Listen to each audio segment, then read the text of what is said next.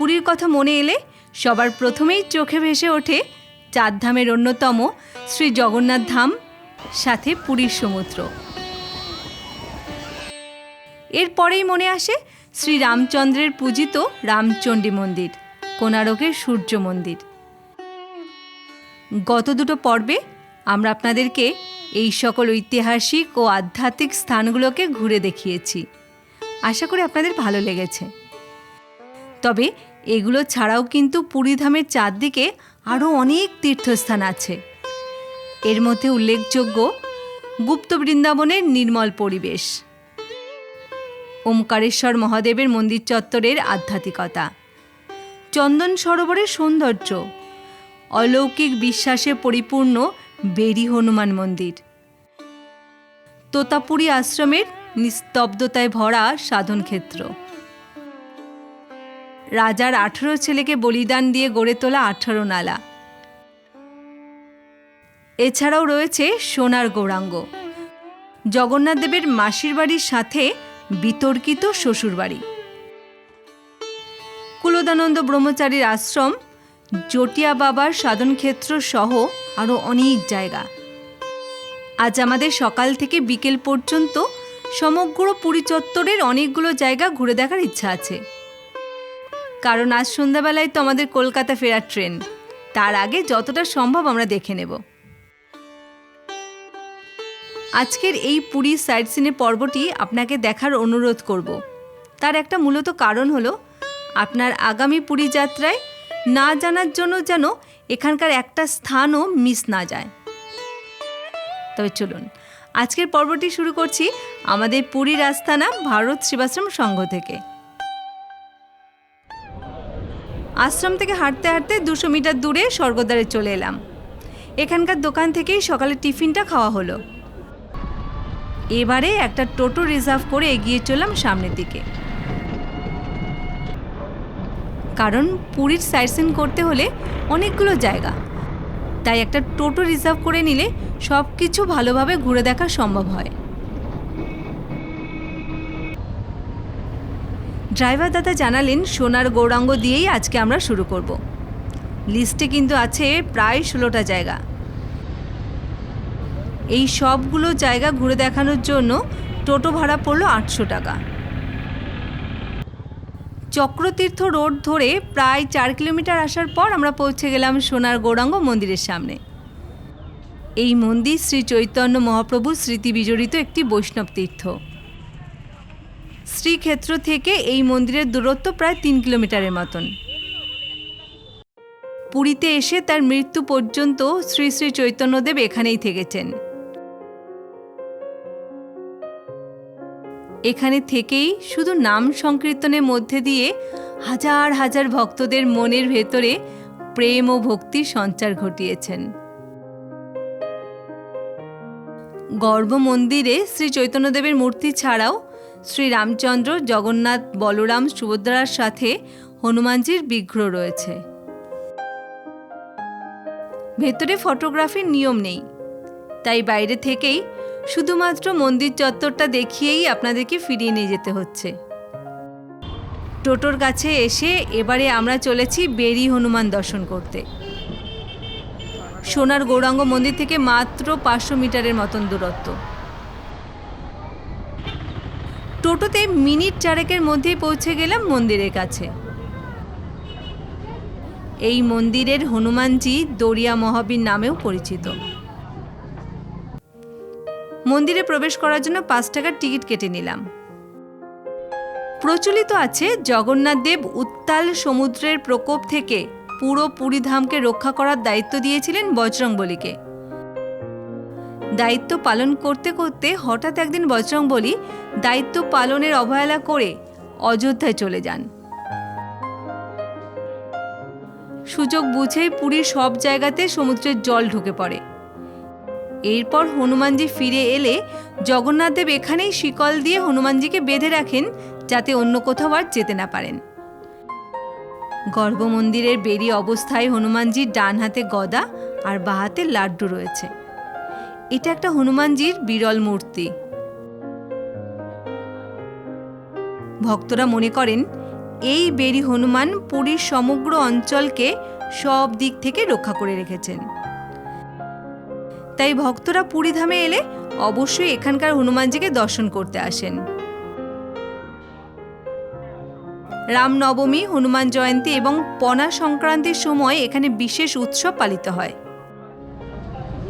হনুমানজিকে প্রণাম জানিয়ে হাঁটতে হাঁটতে চলে এলাম মেন রাস্তা দিকে।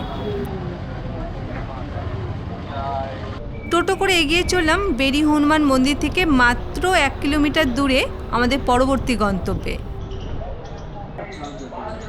চলে এলাম জগন্নাথ দেবের শ্বশুর বাড়িতে। এই মন্দিরে প্রবেশ করার জন্য 5 টাকার টিকিট কেটে নিতে হয়। এই স্থানটিকে লক্ষ্মী দেবীর বাপের বাড়ি হিসাবে মানা হয়। আর লক্ষ্মী দেবী যেহেতু জগন্নাথ দেবের অর্ধাঙ্গিনী, সেই হিসাবে এই স্থানটিকে জগন্নাথ দেবের শ্বশুরবাড়ি হিসাবে মান্য করা হয়। নির্দিষ্ট কোনো ঐতিহাসিক প্রমাণ না থাকায় জায়গাটা নিয়ে বিতর্ক রয়েছে। তবে স্থানটা ভীষণ নিরিবিলি, ধ্যানের জন্য একদম আদর্শ জায়গা। অদ্ভুত এক পবিত্রতা ছড়িয়ে আছে চারদিকে। লোকমুখে প্রচলিত জগন্নাথ দেবের শ্বশুরবাড়ি দেখে এবারে আমরা বেরিয়ে এলাম। এবারে চললাম রামকৃষ্ণ মঠের দিকে। 3 মিনিটের মতন টোটোতে আসার পর চলে এলাম আমাদের গন্তব্যে। রামকৃষ্ণ মিশনের মূল আদর্শ হল নিজের আত্মমুক্তি এবং জগতের কল্যাণ। আশ্রম প্রাঙ্গণটি খুব শান্ত, একদম নিরিবিলি, ভীষণ শান্তির জায়গা। মন্দিরের ভেতরে শ্রী শ্রী রামকৃষ্ণ পরমহংসদেব, শ্রী শ্রী মা শারদা ও স্বামী বিবেকানন্দের মূর্তি রয়েছে। তবে মন্দির সহ মন্দির চত্বরেই ফটোগ্রাফি নিষিদ্ধ, তাই আপনাদেরকে কোনোটাই দেখানো হলো না। পুরীর শহরকে দেখতে দেখতে এগিয়ে চললাম পুরীর বুদ্ধ মন্দির দেখব বলে। এখান থেকে দূরত্ব 1.5 কিলোমিটার। 5 মিনিটের মধ্যেই চলে এলাম জাপানি বৌদ্ধ মন্দিরে। এই মন্দিরটি খুব বেশি পুরনো না। এটি মূলত ভারত ও জাপানের বৌদ্ধ সাংস্কৃতিক সম্পর্কের প্রতীক হিসাবে গড়ে তোলা হয়েছে। মন্দিরের মূল আকর্ষণ হল গৌতম বুদ্ধের শান্ত ও ধ্যানস্থ এই মূর্তিটি। অপূর্ব। দেখলাম মন্দির চত্বরেই শিল্পীরা পাথর কেটে কেটে বিভিন্ন দেবদেবীর মূর্তি তৈরি করে রেখেছে। চলুন সেগুলো একটু দেখাই আপনাদেরকে ঘুরে ঘুরে।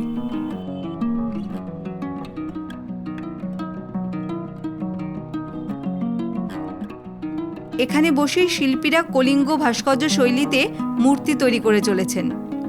আপনারা চাইলে ন্যায্য মূল্যে এখান থেকেও এগুলো সংগ্রহ করতে পারেন। এবারে সিঁড়ি বেয়ে এগিয়ে চললাম গর্ভ মন্দিরের দিকে। মন্দির এখন বন্ধ রয়েছে।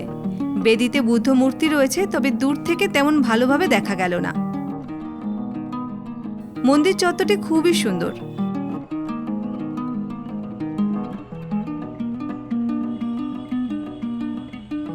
মূল মন্দিরের বুদ্ধদেবকে প্রণাম জানিয়ে এবারে নিচে নেমে এলাম। বৌদ্ধ মন্দির থেকে বেরিয়ে এবারে আমরা অটো করে এগিয়ে চললাম জগন্নাথ দেবের মাসির বাড়ির দিকে। শ্রী জগন্নাথ মন্দিরের সিংহদ্বার থেকে শুরু করে জগন্নাথ দেবের মাসির বাড়ি অর্থাৎ গুন্ডিচা মন্দির পর্যন্ত এই বড় রাস্তাটার সরকারি নাম হলো গ্র্যান্ড রোড, তবে স্থানীয়রা একে বড় দাণ্ড বলে। রথযাত্রার সময় এই রাস্তায় কিন্তু হয়ে ওঠে রথ উৎসবের প্রাণকেন্দ্র। মিনিট 10 চলার পর পৌঁছে গেলাম গুন্ডিচা মন্দিরের একদম সামনে। বেশ বড় সুন্দর প্রবেশদ্বারটা, তবে দরজা বন্ধ রয়েছে।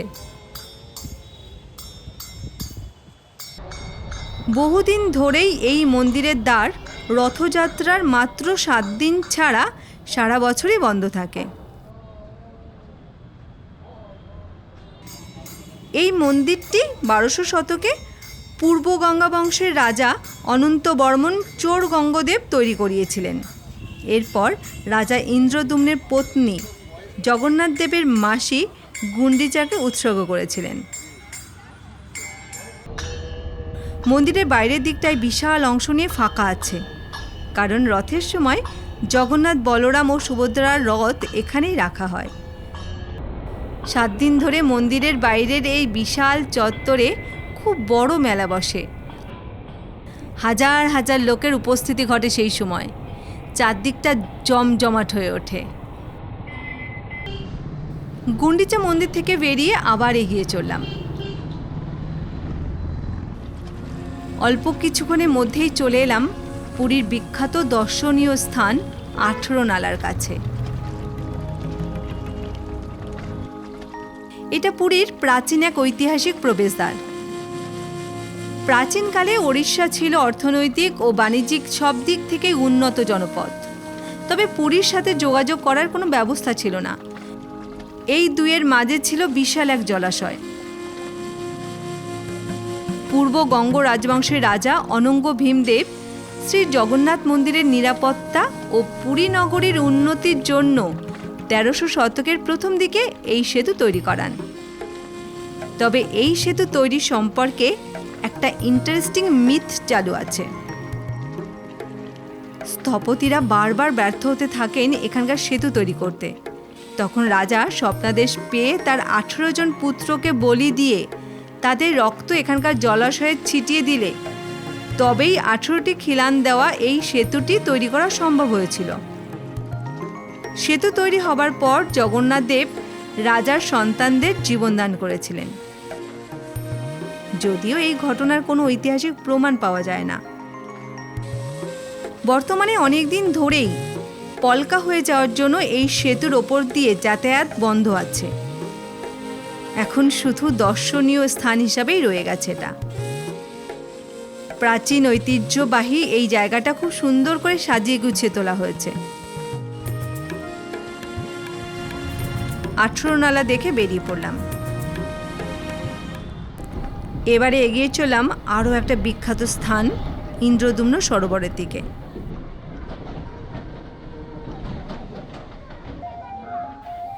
অল্প সময়ের মধ্যেই পৌঁছে গেলাম সরোবরের খুব কাছে।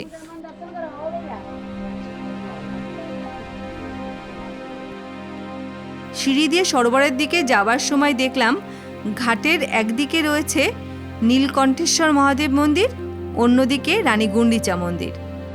তবে দুটো মন্দিরের দরজায় বন্ধ আছে।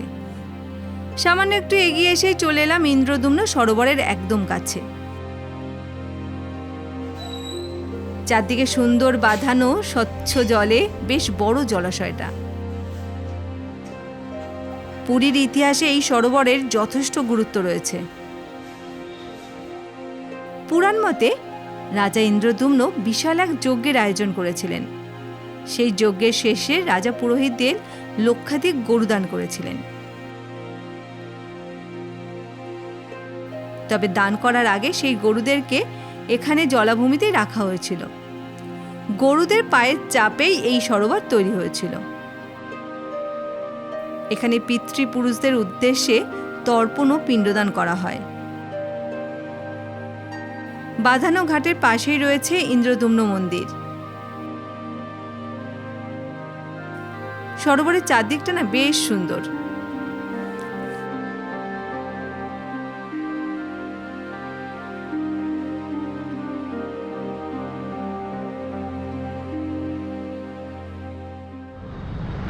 অটো করে কিছুটা আসার পর এবারে আমরা চলে এলাম কুলদানন্দ ব্রহ্মচারীর আশ্রমে।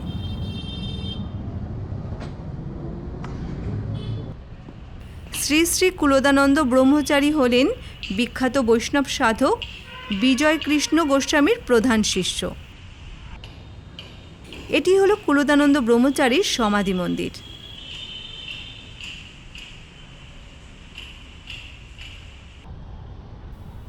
এই আশ্রমটা বেশ বড় এবং সুন্দর করে সাজানো গোছানো।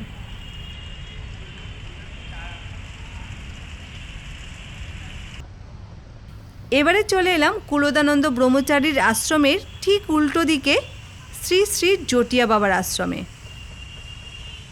এটি হলো শ্রী শ্রী কুলদানন্দ ব্রহ্মচারীর গুরুদেব বৈষ্ণব সাধক বিজয় কৃষ্ণ গোস্বামীর সাধন ক্ষেত্র। উনি জটিয়া বাবা নামে পরিচিত ছিলেন। এই মন্দিরটি হলো ওনার সমাধি মন্দির। সমাধি মন্দিরটা কিন্তু বেশ সুন্দর দেখতে। জটিয়া বাবার আশ্রম দেখে এবারে বেরিয়ে পড়লাম আশ্রম থেকে। অটো করে এগিয়ে চললাম। মাত্র 4 মিনিটের মধ্যেই পৌঁছে গেলাম চন্দন সরোবরে।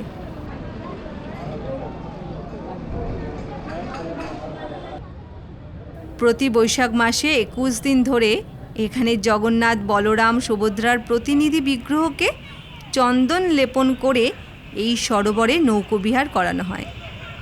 এটি একটি প্রাচীন রীতি।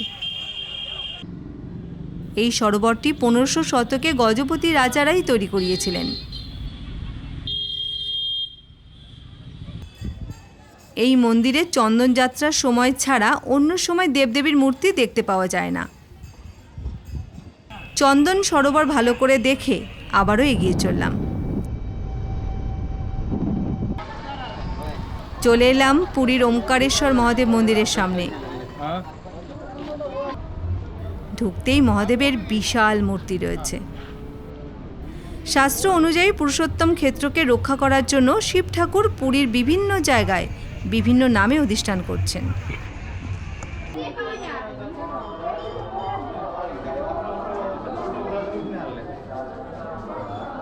গেট থেকে মূল মন্দিরের দিকে ঢোকার সময় দেখতে পেলাম পাশেই রয়েছে বজরংবলীর মন্দির। এই মন্দিরে শিব ঠাকুরকে বিশ্ব সৃষ্টির আদি ধ্বনি ওং এর প্রতীক হিসাবে পুজো করা হয়।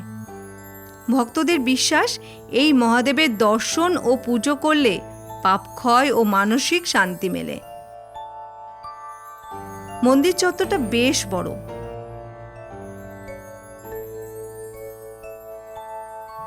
গর্ভমন্দিরে ওমকারেশ্বর মহাদেব পূজিত হচ্ছেন।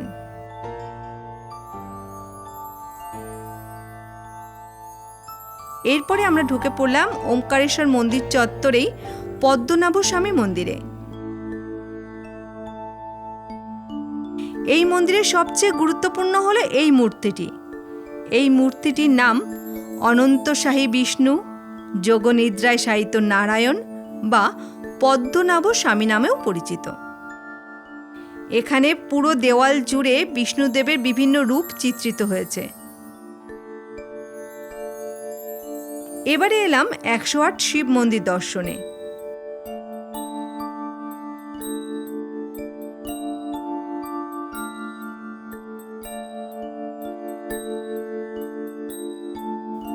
এখানে কিন্তু প্রতিটা শিবলিঙ্গের আলাদা আলাদা নাম খোদাই করা আছে।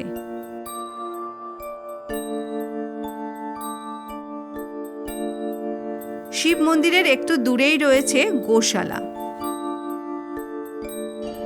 ওমকারেশ্বর মন্দির ভালোভাবে দেখে বেরিয়ে পড়লাম। চলে এলাম টোটোর কাছে। এবারে এগিয়ে চললাম গুপ্ত বৃন্দাবন দেখতে। টোটো করে যেতে যেতে রাস্তার পাশে এই যে সবুজ বাগানটা দেখা যাচ্ছে, এটা কিন্তু কাজু বাগান। তবে আজই সন্ধ্যায় ট্রেন, সব জায়গায় দেখার ভীষণ তাড়া, তাই বাগানে আর নামা হলো না। অল্প কিছুক্ষণের মধ্যেই চলে এলাম শ্রী গৌর বিহার আশ্রমে। এই আশ্রমে ঢোকার জন্য 10 টাকা করে টিকিট কাটতে হয়। এই আশ্রমকে গুপ্ত বৃন্দাবন বলা হয়, তার একটা কারণ হলো এই মন্দিরের অনেক জায়গাতেই শ্রী রাধাকৃষ্ণের লীলাক্ষেত্রের প্রতিকৃতি হিসাবে তুলে ধরা হয়েছে। বিংশ শতাব্দীতে গৌড়ীয় বৈষ্ণব পরম্পরার সাধুরাই কিন্তু এই মন্দির গড়ে তোলেন। মন্দির চত্বরে মহালক্ষ্মী ও শ্রী গৌরাঙ্গ মহাপ্রভুর ষড়ভুজ মূর্তিটি খুব সুন্দর। এখানকার আরও একটা আকর্ষণ হলো 80 ফুট উঁচু শ্রী চৈতন্য মহাপ্রভুর মূর্তি। বিশাল বড় এলাকা জুড়ে এই গুপ্ত বৃন্দাবন গড়ে উঠেছে। এই মন্দির ভালোভাবে ঘুরে দেখতে কিন্তু অনেকটা সময় লাগে। গুপ্ত বৃন্দাবন দেখে টোটো ধরে আমরা এগিয়ে চললাম তোতাপুরি আশ্রমের দিকে।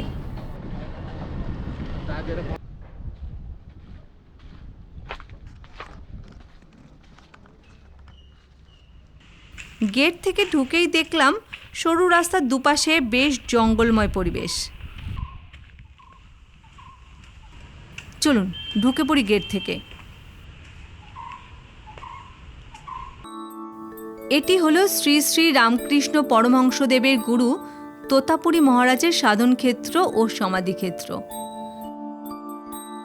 গর্ভমন্দিরের বেদিতে সাধক তোতাপুরী সহ বিভিন্ন সাধু সন্তদের ছবি রয়েছে।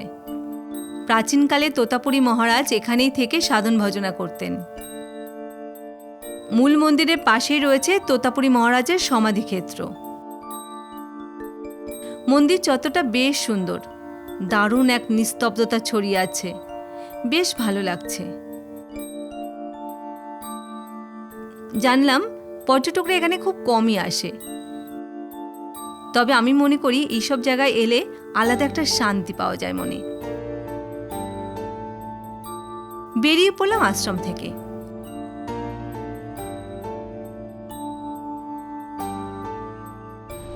ছোট বড় গাছে ঘেরা পথটা বেশ পরিষ্কার পরিচ্ছন্ন।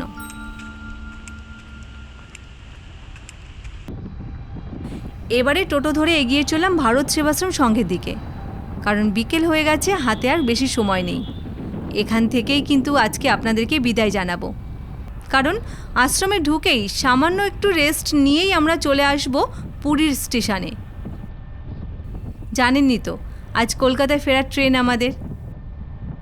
আপনাদের সাথে আমাদের খুব তাড়াতাড়ি দেখা হচ্ছে নতুন কোনো এক জায়গার সিরিজের সাথে। সবাই ভালো থাকুন, আমাদেরকে সাথে রাখুন। ধন্যবাদ।